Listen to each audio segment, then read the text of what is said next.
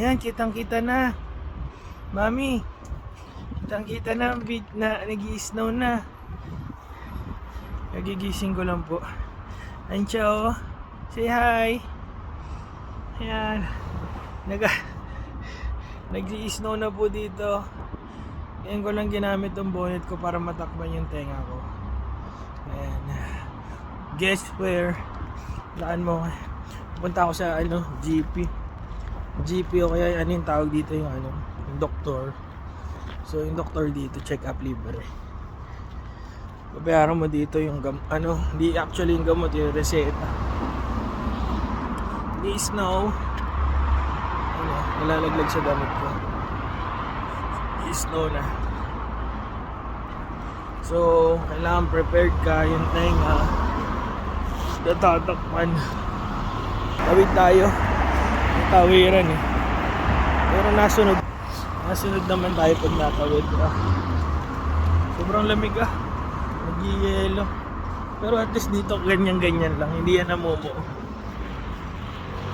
Ito po. Ay kuya. Lamig, yelo. Kapwa Pinoy natin dito. Ayan.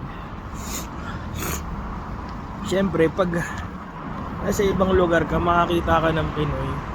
Kung may snabin, babatiin mo. Nakikitawid na tayo. Ayan. Mabatiin ko. Bati-bati din sa mga Pinoy dito, syempre.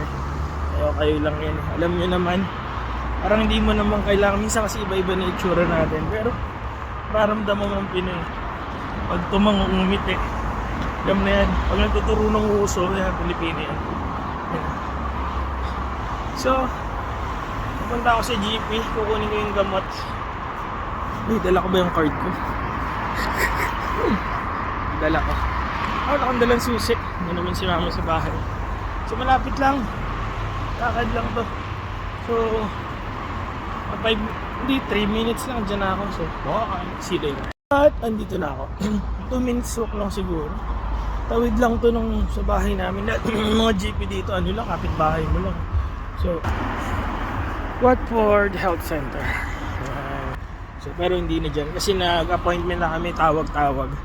Yung gamot dito, hindi mo mabibili. Paano ba? Ikaw na nga ma-explain yung mga nandito. Yan, pharmacy. Yan. So, papasok na ako dyan. Sabihin ko lang yung pangalan ko, tapos bibigay na nila yung gamot. So, hindi ko babayaran yung gamot. Libre. And, ayun na nga. May natutunan akong bago. Bago lang to ngayon. So, delayed na kasi. Late na kasi ako na-book ng parang appointment ko. More than 1 month na din sa allergy clinic. Oh. Sorry. So wait lang natin sila doon. So, late na ngayon sa allergy clinic. So, na-book nila ako January 5 for GP consultation. So, ubos na yung spray ko. Ito na yung meds ko. Ayan. So, libre yan. So, ngayon, yung GP ko, hindi pala niya na forward yung gamot dun sa pharmacies. And, hindi walang records. Wala silang makukuha para sa akin. So, ang ginawa ko, nung Saturday kasi, nakita ko dun sa app na nandun na yung prescription ko, yung gamot. So, kinlik ko na ayun nga, mapunta dyan sa pharmacy na yan kasi dyan ko kukunin eh. Kasi pipili ka kung saan mo gustong pharmacy eh. So pagdating ko kanina wala yung gamot, wala tayong pangalan ko.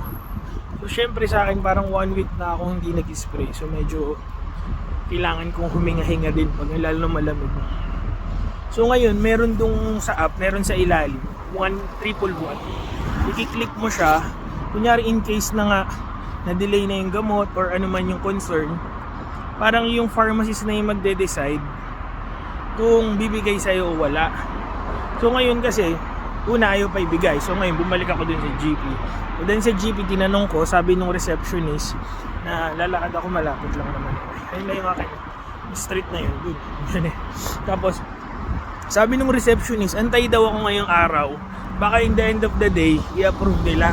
Tapos bukas ko makuha yung gamot. Eh, hindi pwede kasi nga duty ako bukas. So kailangan ko huminga. Tsaka kailangan ko talaga ng full strength pag duty. Yung mga nag-work dito alam yan. So ngayon, ang ginawa ko, kinili ko yung 111 doon.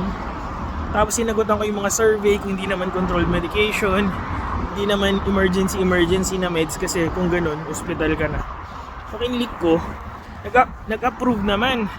So yung instruction, pumunta ka dun sa GP. Tapos, parang sila yung mag-assess kung pwedeng ibigay yung gamot or hindi. Kung may stocks, ibibigay. Kung wala, edi antay ka talaga. So kunyari, nagsabi na lang ako kasi delay naman talaga 1 week na eh. Buti may mga sobra ako. Pero halos wala na eh. Parang latak na yung ginagamit ko. Tapos ngayon, in-assess nung pharmacist yung sitwasyon, yung scenario, and yung mga nangyayari. Sabi ko, it's breathing brother. Parang, I need it to breathe. So, syempre, importante yun. Number 1 yun, diba? Tapos ayun, inopen niya yung file. So, ako naman nagbabayad ng prescription, hindi naman siya libre. So, anyways, hindi nakuha ko. Kasi kaysa bukas, hindi ko makukuha ko pa yan next day pa. Kailangan ko na siya ngayon. So anyway, my learnings, kung emergency, hindi nila ibibigay kasi dumiretso ko na sa hospital. Kung controlled medication, mga CD, kailangan doktor yan kasi na-approve talaga yan. So ito naman nasal spray, importante din siya. Pero, sakto lang, pwede nila ibigay. So ayun, nakuha ko. And happy naman. Magantay-antay. May natutunan, 1111, nasa app yun, kiklik nyo lang. So, kung kailangan nyo ng prescription, na wala pang approval yung GP nyo o late na pindot, click nyo lang yun. So, kung regular naman siya, lagi nyo nakukuha. Bibigay naman ng pharmacist na kasi regular meds siya, alam na nila. So, anyway, cheers! Dito na ako sa bahay ko. Ayun o. Habang nagsasalita ako 4 minutes, ang bagal ko pa maglakad. Yan yung bahay ko. Tira ako. Magkamukha yung mga bahay dito kaya. Yan, dyan ako. Cheers! Bye-bye!